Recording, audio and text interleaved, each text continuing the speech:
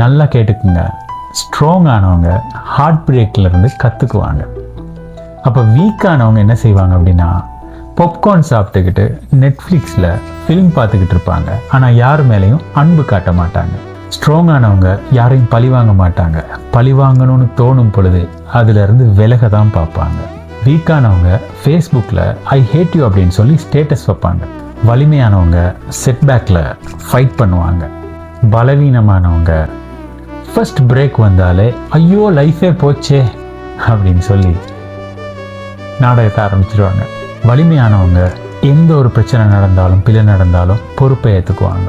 பலவீனமானவங்க மற்றவங்க மேலே பிழைய போடுவாங்க. ஐயோ நான் இல்லைப்பா, பாஸ் தான் செஞ்சார், அவர் தான் செஞ்சார், அவர்னால தான் இது அப்படின்னு சொல்லி சொல்லுவாங்க.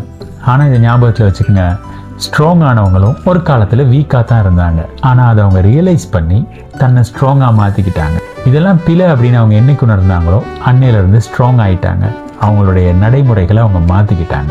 நீங்களும் வலிமையானவர்களாக மாறலாம். ட்ராமாவுக்கு நோ சொல்லிட்டு ஒரு ஹீரோவா இல்லாட்டி ஹீரோயினாக மாற ட்ரை பண்ணுங்கள்.